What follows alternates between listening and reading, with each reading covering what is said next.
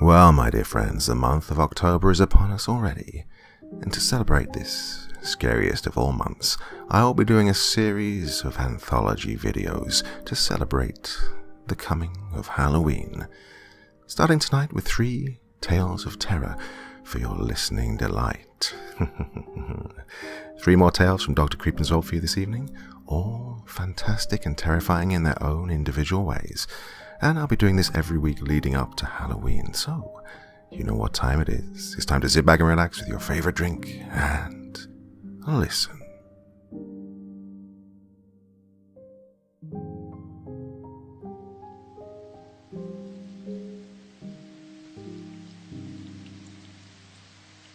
I woke to the sound of heavy banging on my door. I jolted upright from the couch I'd passed out on. Well, ever since I'd gotten pregnant, I kept falling asleep in random places. I wasn't showing it, but I pulled on a heavy sweatshirt anyway. I'd always been self-conscious about my body. The banging got louder, and it was incessant. "What the f—" I mumbled, pushing my hair out of my face. I looked through the peephole to see who it was. I couldn't make it out at first. All I could see was what I assumed to be barely the top of someone's head. "Who is it?" "Carter." It was my little sister. I didn't know what to make of the situation. The last time I'd seen her was at my medical school graduation. She'd stood all the way at the back, wearing a black parka that swallowed her whole figure. She'd raised her hand up in greeting as I received my diploma, and then darted off without a word. She walked past me in a huff now, heading straight for the kitchen while mumbling to herself. She hadn't changed much. The hunchback she'd developed from years of bending over her piano, her black parka, her frizzy uncombed hair, and the huge dark circles under her eyes. Yep, they were still all the same. "Hey, long time no see," I said under my breath, lamely. "You got coffee?" "I don't have much time. I just have to explain some things to you and give you some stuff to hold on to while I'm away," she said in that sullen voice of hers. "Away?" I asked, perplexed. She hadn't left her house for years, except to go get groceries. She didn't answer me. Her right hand spooned coffee into the machine while her left played a silent melody in the air. I watched her silently as she brewed the coffee, pulled out 2 mugs, poured some in each cup, and then slid one over to me on the countertop. "I was 4 years old when Mama took me to a symphony," she said quietly, cupping her mug in both hands. She'd been wearing protective gloves since her teenage years. "What does that have to do with you going away? Where are you going? Why did you block my calls? Why do I always feel like my little sister hates me?" I watched a pained look fleet across her sharp features. One hand immediately started doing trills in the air. "It'll make sense once I explain. I just need you to promise that you'll listen to the whole story without interrupting. I need you to understand why I did what I did," she said, almost bleeding. "All right," I murmured, all signs of anger leaving my body at once. The chagrin in her voice irked me. I wanted to hear what she had to say. "Oh, thank you, Elena." She took off her huge parka. Its inside pockets were filled with sheet music as usual, some pencils sticking out at the top and a piano wire poking out too. She'd always been skinny, but now she had become bony. Her skin looked almost translucent while she moved, mumbling to herself the whole time. "Yeah, I was 4 years old when Mama took me to the symphony. I thought I'd died and gone to heaven. Yeah, I was in awe. I couldn't pry my eyes off the stage." The sleek, black, grand piano called to me. My fingers trembled to touch its black and white keys. "Do you remember when we came home that night and I crawled into bed next to you? I told you I was going to be the best pianist in the world." I nodded, remembering every second like it was yesterday. I hadn't taken her very seriously at first because, well, she was just a toddler. But the next day at the breakfast table, she brought it up again. She wanted a piano. Now, we weren't exactly a wealthy family. Our father told her we couldn't afford a new one, but he would ask his uncle for the one that was gathering dust in his living room. She was beaming for the rest of that day. Yeah, I know people wouldn't take me seriously, but I was convinced I would be the greatest pianist on earth. When I asked Papa for the piano and he said yes, I thought I'd died and gone to heaven once again. Oh, I remember the day it arrived, how it didn't fit in the small living room at first, so Papa decided to take all the furniture out of the room. God, I had to sit on a stack of books on the stool to reach the keys. She smiled bitterly, reminiscing. What I remembered didn't make me smile. She had never been the same after that day. She had become so completely obsessed with that damn piano. She would forget to eat, drink, and sleep, and tinkered away on that thing almost all day. That's also when she started talking to herself and becoming more and more distant from the family. When she was 16, she applied to the most reputable music school in the country. She was accepted almost immediately. She'd performed a sonata she'd written herself at the age of 14 and stunned the entire auditorium into silence. Anyway, I knew this was the only thing I wanted to do until the day I died. So I learned, I practiced, I composed. And that's when she started talking to me, Ellie. Her voice quivered. She hadn't called me Ellie in years. She? I asked, very confused. Elegy. That's what I named her after we became friends. The piano. She spoke to me. At first, it was very friendly. I started to spend so much of my time with her that I missed you. I decided to ask if I could introduce you to, and maybe you could listen to us play sometimes. That's when she got hostile. She told me nobody wanted to hear my subpar melodies. She said I needed every single second I spent with her because it was the only way I could be so good. She said she was sure that with this attitude I would fail. When I asked her why she said that, she said that I was not to pay any attention to distractions. I stopped talking to you altogether after that. I wanted to be great, you see. Her black eyes were brimmed with tears. She shakily lifted the cup to her lips, gulping down the contents and immediately pouring herself some more. I was feeling very numb. I hadn't moved a single muscle as I listened to her talk to me about her talking piano.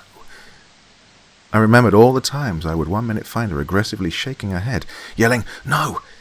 into thin air, and the next letting her fingers glide over the keys, playing magical melodies. I remember pleading with Father, telling him to take her to a doctor. Gosh, she looked so sickly, and she acted in the strangest ways. Neither Mama nor Pa ever listened to me. They said that she was a genius, that, it was normal for her to be a little off. Everything went downhill after I got into my dream school. You don't say, I thought, careful of my facial expression. Ma and Pa had to tell her that they couldn't afford the school she wanted to go to. They'd both died within a year of that in the house fire. Mama and Papa had taken some heavy sleeping pills before bed. It was the only way they could sleep through my sister's incessant playing. Carter had woken up on the couch next to the piano.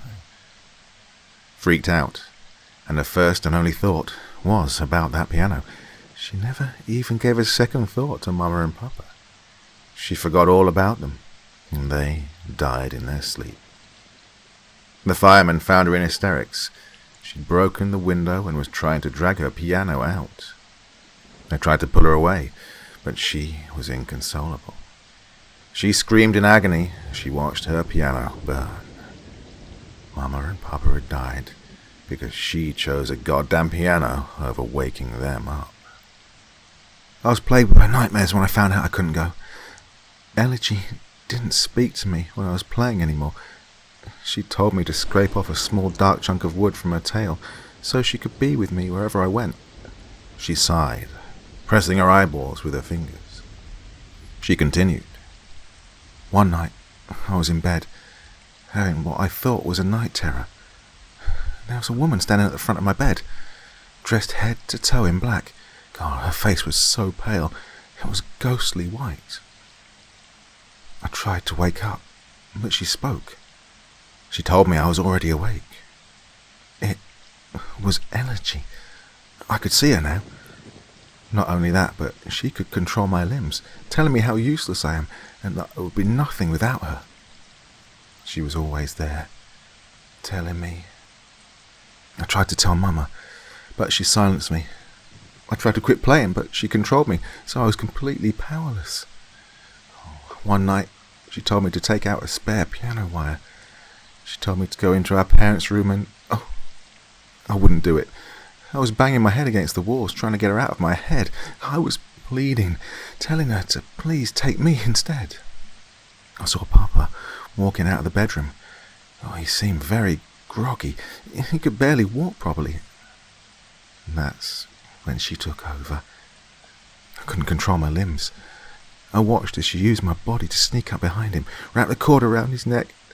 She was pulling so hard that I could hear his throat crunching under the pressure. Once he was gone, she went into the bedroom and strangled Mama. I hadn't seen Papa's face as he died, but she made sure I was straddling Mama, watching every second of life leaving her. And then I just remember standing outside with the firemen, yelling about energy. I was dumbfounded. I couldn't think. I couldn't move. I couldn't make a sound. She looked at me imploringly. When I said nothing, she stood up. I will be gone for a long time. I know I have no right to ask anything of you, she mumbles. And damn right, I think, rage boiling up inside of me. I still can't move. My sheet music. Will you please burn it? All of it, she emphasized. I didn't say anything. I was still too shocked. She walked out the way she came in, her hump now visible that her parka wasn't covering her. She clicked the door shut, and I sat there. I just sat there for hours, trying to comprehend and failing. By the time the sun rose again, I managed to get up out of my seat. God, that goddamn parka was still where she'd left it. Years of being worn and not being washed once. It looked extremely coarse. I was furious. I was going to give her the parka and tell her to burn it her goddamn self. Then I was going to call the police and turn her in.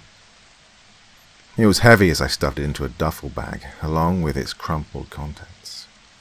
I drove way above the speed limit, thinking everything over in my head, tears streaming down my face. I came to a halt in front of her house. I was crying uncontrollably by this point. I banged my fist on her door repeatedly. No answer. I tried the doorknob, and it was unlocked. I stormed inside, expecting to find her sitting on that stool, like she always was. She was nowhere to be seen. She must have left already. I threw the duffel bag on the floor. How could she commit such a heinous crime and get away with it? I was beyond furious. I kept pacing up and down the bare, floored main room. I was trying not to look at that damn piano. I remembered that I had a shovel in my trunk. I'd bought it ages ago because I needed a hobby and decided on gardening. I'd been driving around with it in the back seat for 4 years. I rushed out and ripped the trunk open, forcefully grabbing the shovel. The rage was boiling inside me. I ran back inside, the shovel raised above my head, and I struck the damn thing. Over and over, I kept striking with the shovel, but other than a couple of small dents, I couldn't cause damage. Fine, I thought. I'll break it from the inside. I opened the heavy top and froze. What the It was Kata. She was curled up in the fetal position, completely naked. Her body was covered with old burn marks. Her hands a completely different shade of white from the rest of her body because of the gloves she'd been wearing for almost 2 decades. Her black eyes were lifeless. A piano wire was wrapped around her neck tightly. And that's when I heard her low chuckle. She's next. I looked behind me, and nobody was there. There was no way it was this damn piano speaking. "Who's there?" I half screamed, clutching my tiny pregnant belly. Suddenly, piano keys started moving on their own, playing Chopin's Funeral March. I bolted to the car, my pulse ringing in my ears. That night in bed, I had a nightmare. There was a woman dressed all in black. Her face and hair were completely white. She smiled, and I wanted to scream. Her teeth were black and white, like a keyboard. Her teeth moved up and down like piano keys as she spoke, but she only said one single sentence. "She will be mine."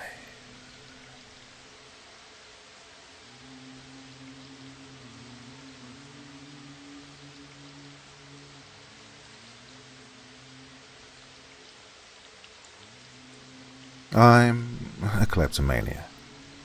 Top that off with compulsive lying, an obsessive curiosity, and a cluttered ADHD mind, then you'll have summarized my childhood. When I was 7, I stole my friend's favorite toy because I wanted it. Neither he, nor his parents for that matter, ever found it. It felt good, like I'd earned the right to have it.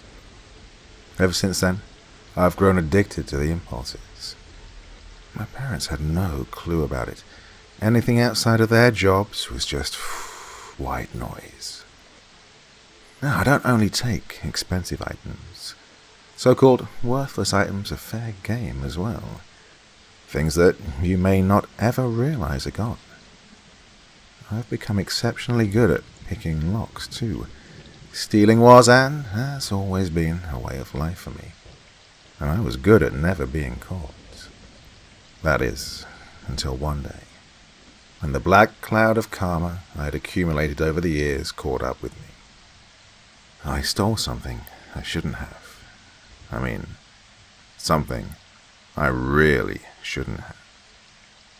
Something that still keeps me up at night questioning what I'd actually seen. So, what did I steal? A laptop. One I found at a coffee shop. I was waiting in line for a much-needed shot of espresso. It was pouring cats and dogs outside, and the grey skies, coupled with the rhythmic pattering, was causing me to nod off. I took a seat closest to the window, listening to the rain slap against the outer glass. The shop was relatively empty that day. Not many souls filling the seats. I caught sight of something on the table across from mine. A closed laptop, just sitting there. The other customers were not seated near me and were conversing with each other. Maybe the owner was in the bathroom. I waited around just to be sure, but there was still no sight of them. That familiar urge began to pester me. I tapped my finger incessantly on the table. If the owner had forgotten about it, that was their fault, wasn't it?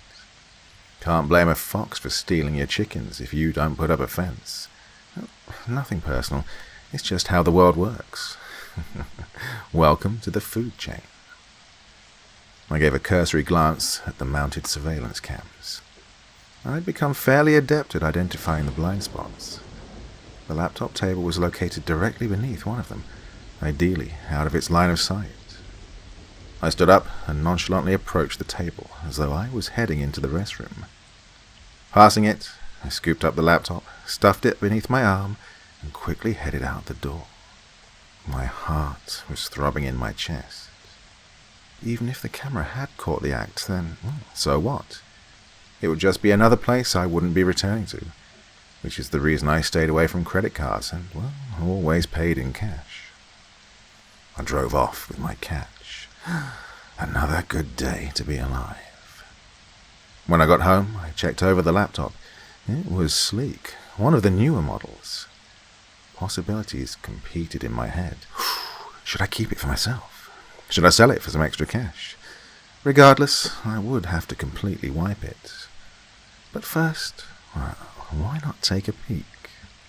I booted up the laptop, expecting to be stopped by an account PIN or some cryptic password, but it opened directly to the desktop. The wallpaper was a dull grey sheet with a few internet browsing icons, including Tor. Well, I thought to myself, looks like someone likes to visit the dark web. A folder sat in the lower corner of the screen with a series of numbers and capitalized letters beneath it. I guessed it must have been a code, or perhaps some complete gibberish. Anyway, out of curiosity, I clicked on it. A folder opened in a program called Folder Padlock 2.0 that gave me something to fill out. I will never tell a... ... I shook my head. Was this a joke? If this was their idea of airtight security, then maybe they should steer clear from the unforgiving world of the dark web. Some more food for thought. Maybe don't put your password-protected folder on your desktop. But perhaps it's to be expected of someone who left their laptop unattended like they did. Shrugging to myself, I filled in the blanks. I will never tell her L-I. The answer worked, obviously, and I was connected to some sort of website. The folder must have acted as a shortcut to it. More specifically, it took me to the site's link archive page. Written at the top of the page, in bold red letters, was the following. Book of Cleansings. Unburden your neighbors. Absolve them from sin. Each individual link of garbled code was uploaded by a different user. You could tell by the various usernames attached to them. The page suddenly shifted. A new link had just been added to the top. The screen name next to it was Matthew 1918. I hovered the cursor over the link and clicked it open. A video popped up and immediately started playing. The lights were dim, and I could hear the sound of footsteps, sets of them walking over a hard floor. Behind the graininess, I could make out the silhouette of a man.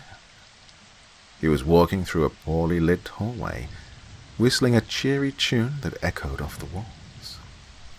Whoever held the camera was lingering behind him. They approached a door and pushed it open. Centered in the room was a woman on a table, lying on her stomach. She was naked, tied down by restraints around her wrists and ankles. Hovering over the small of her bare back was some kind of examination light, the kind a hospital would have. The woman let out a muffled groan. It sounded like she was gagged. The whistling man approached her and knelt down to her level, while the camera came around. Now that he was closer to the light, I could get a clearer picture of him. He wore a black suit, a maroon tie, and vividly white gloves. He had long black hair, straight down to his shoulders. Both of his rosy cheeks were dimpled by the broad smile stretched across his face. He placed several fingers beneath the woman's chin and lifted her face up. The camera zoomed in for a closer look. A leather harness was strapped around her head that had covered her mouth. Her visible eyes and eyebrows were contorted with fear. Tears dribbled out of them, carrying black streaks of makeup all down and around her cheeks. Her left eye was swollen and nearly closed shut. Deep horizontal lines creased the bridge of her nose. A reflective glaze of sweat glistened on her skin beneath the bright light. My first impression was that I'd stumbled upon some bondage snuff film, but something felt off. There was something much more sinister behind it. That look of crystallized fear on the woman's face bothered me. It felt too real to be an act. Despite my growing uneasiness, I couldn't stop myself watching. Another dull moan escaped from the woman. There, the man said in a soft, soothing voice. I know you're scared, but we're in this together, okay? The woman's trembling head slowly nodded. Good. The man trilled with that sickeningly broad smile. Before we start, please try to understand something. No matter what may come of this, it is for the sake of your wellness." He then stood up and paced around the table, examining the woman's exposed body. Promptly, he stopped, looked squarely at the camera, and then pointed at the lower back. The camera focused on that area. Tattooed on her lower back was a small bird spreading its wings. He shook his head in disappointment and rested a hand over his mouth. A deep sigh slipped through his white fingers, followed by the click of his tongue. "This is unfortunate, but necessary." His voice had a new gravity carrying it. "You've fallen prey to outside influences, allowing them to pollute your mind." He paused a moment, tracing the unblemished skin surrounding the tattoo, as well as your body. With a small gesture, the person holding the camera appeared to hand him something out of frame. "An inked body," the long-haired man continued, "is no longer a temple of God. But don't worry, we will fix this sin. We will fix this tainted flesh.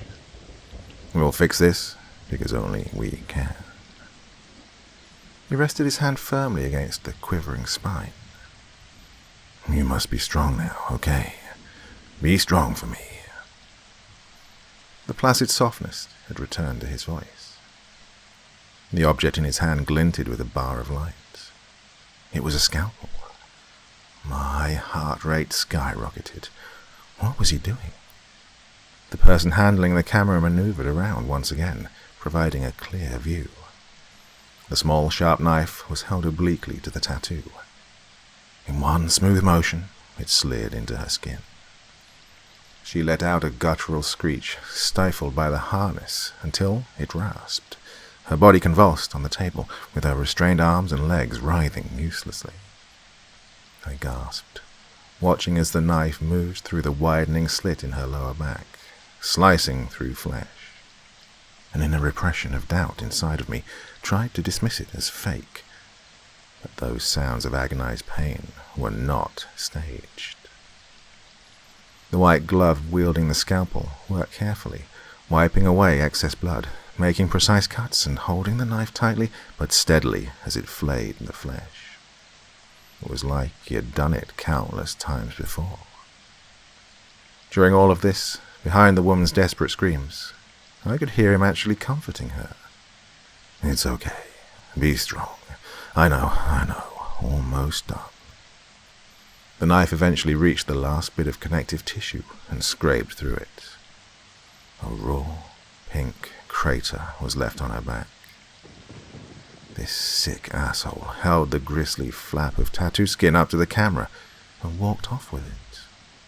While he was gone, the camera panned back to the woman's face. Weak, deep belly sobs came out of her. She sucked in ragged breaths. I felt nauseated. What kind of monster would do this to someone? The long-haired man came back and knelt beside her. I swear to God, I've never hated a smile more than the one stretched over that man's face. It was still so disgustingly cheery. "The tainted flesh is gone," he said, with a prolonged sigh of relief. "Don't worry, we'll take care of that wound. But first, we have another matter to attend to." A weird sound followed, like something being unzipped. "Now we must decontaminate the temple." He began to slip off his pants. I shut the video off. I couldn't handle it anymore. Fake or not, the concept alone was absolutely disgusting. Did all of the links on this page include videos like this one? Whoever had owned this laptop definitely had a sick taste.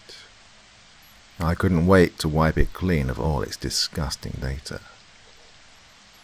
A chime suddenly came from the laptop. Some kind of chat box had appeared on the screen. I hadn't even clicked off the website yet. I read the message.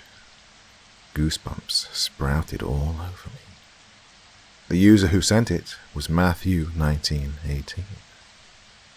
"Stealing is a sin, you know." That was my breaking point. I slammed the damn thing shut and drove it as fast as I could back to the coffee shop. I told the cashier that I'd mistakenly taken it as my own. She'd said they'd keep it in their lost and found for the owner. That bastard. I couldn't sleep for weeks after that. The laptop had been planted there on purpose. That much was evident. How else did Matthew 1918 know that I'd stolen it? What if they watched me take it from the coffee shop? What if they used it to trace my address? What if their next plan was to break into my house and film another skinning? Then I'd end up as another link for that horrible site. Thankfully, nothing came of it. But I couldn't help but think that I'd dodged a bullet.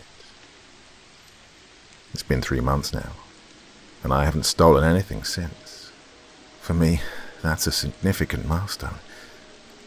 Whenever the itch finally comes back, I start to remember that woman screaming.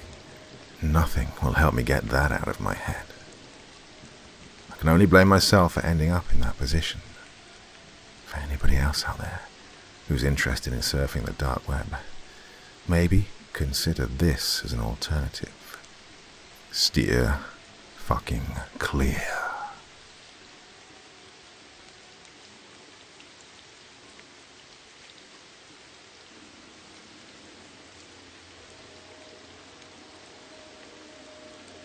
I've never experienced anything of the paranormal kind. I don't know if it's because I have trouble believing that the dead can linger after their physical departure from our world or not, but I have tried to trigger responses. You know, to test the waters, breaking rules of Ouija boards and going into haunted, abandoned places, and yet nothing out of the ordinary has ever happened. I've heard stories from relatives and friends who've had close encounters with entities not of our world. All of their stories are different and, well, hard to believe in. I'm still a skeptic lying in wait until something proves otherwise. Now, I'm not sure if what's been happening to me is related to all of the sketchy shit I love doing, or if it's entirely psychological and, well, I'm in need of help. Now, this work of writing is all relatively true. My family and I had gone on a vacation a few weeks ago to a small resort in Tampa, Florida. A smallish resort to spend time together before I head back off to university. I spend a lot of my nights writing, reading, or listening to stories that'll probably never happen to me. Just horrifying true stories, or relentless short works of fiction. All of them graphic, and all of them part of a niche that I'm in love with. On the second to last night, there I was listening to some of these stories while sitting on the balcony that was part of our 5th-story suite. I had all of this energy, but I can't put my finger on what this pit growing in my stomach was. When I came inside to sleep on the pull-out couch I'd chosen instead of one of the beds in the rooms, the temperature was cool, but not like in those movies where you can see your breath or whatnot. Anyway, wrapped in a blanket, I struggled to fall asleep. I wish I had more words to describe the feeling of being watched, but, well, it was just that. This was the first time in my 18 years alive I'd experienced what I understand to be sleep paralysis. I don't know how to explain this comprehensively, so I'm going to ramble in this next part. To my understanding, after experiencing this phenomena, you wake up, but it's only your mind. I couldn't move my body, and when I did try, it felt agonizing. My anxiety hadn't really risen, because I'd heard of stuff like this. But I did forget the part about the hallucinations, though. Describing this is where the relative truth comes into play, because, well, if I'm being honest, I'm still very confused about what I saw. I was laying on my stomach. I only had half of my face able to see. There was this tingling sensation, and then I thought I saw a woman. She was dressed in a short, flowy white gown. She smiled and then said some inaudible words to me, but I can't remember for the life of me what she said. Now, this next part is traumatic and has me shook on this whole scenario. The woman drove her hand into my chest, and the pain, even if it was in my head, it was agony. I suffered for what seemed like hours. She kept going and shoving. I felt a burning sensation in my chest, which I can only assume was my heart pounding. I tried to move, to run, to get away from her as fast as I could, and as far as I could, but all my effort was in vain, and this was one of the most painful things that has ever happened to me. I woke up fully, eventually, but it wasn't the last time that this sleep paralysis has happened to me. The following weeks were nothing extraordinary. Seeing a concert with my friends that featured Logic was the highlight between grabbing dinner and sleeping between my work shifts. The second case of sleep paralysis occurred one day. I don't remember the exact time or date, so bear with me. And it was far different to the first case. It wasn't violent, but I believe that if I hadn't done what I did, it well could have been. So, I was lying in bed and had been like dead asleep for hours when I felt the same tingling sensation from before. I started to get anxious because I didn't want to go through the same trauma as the previous time.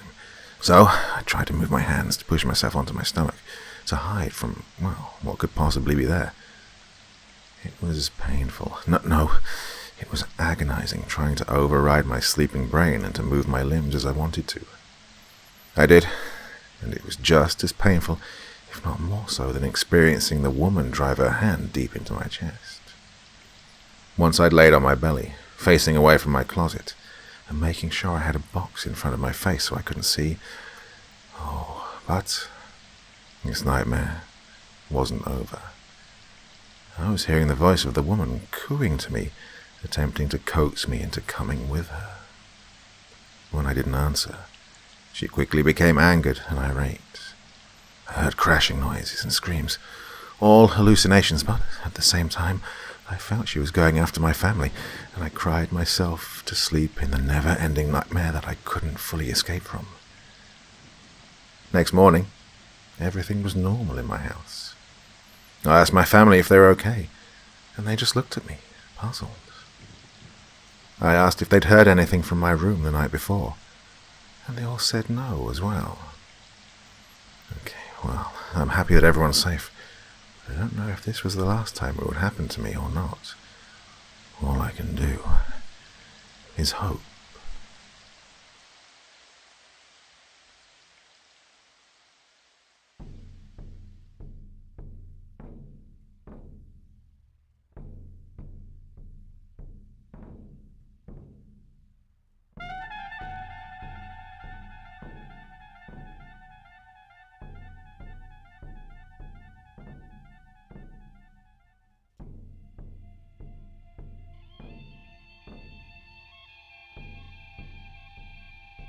Three brilliant stories for you there. Hope you enjoyed all of those.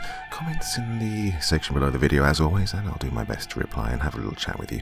Feeling a bit down, a bit ill at the moment, and very busy with work, but hey, I enjoy chatting with you, so I'll do my best to get involved in the comments as always. Well, back again on Friday. Hope I'll see all of you then. Well, of course I will. You'll be back, won't you? Yes, indeed you will. Okay, until then, sweet dreams and bye-bye.